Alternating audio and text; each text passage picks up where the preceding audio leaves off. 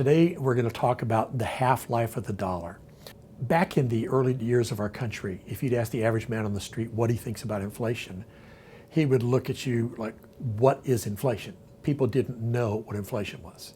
But today, when I speak at audiences all over the world and I talk about inflation, I usually pick out a young kid somewhere close in the front row and 10 years old and say, do you know what inflation is? He says, yeah. He says, my candy bar that I bought for 75 cents last year cost me 90 cents today. Everybody understands inflation. What inflation really means is that our money is losing purchasing power. Our money's going down in value. And this is not a good thing. It's not a healthy thing for an economy.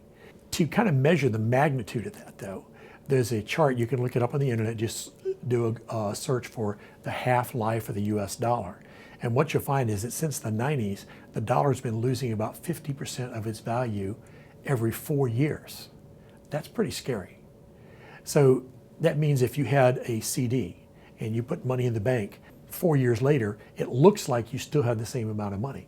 The same amount of zeros are there and it looks like the same amount of dollars. But in reality, your money will purchase less.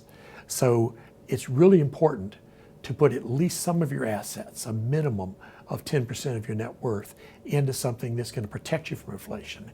And of course, the best example of that is gold. Even people who are not sophisticated economically whatsoever know that gold is the best way to protect against inflation. So that's your takeaway for today.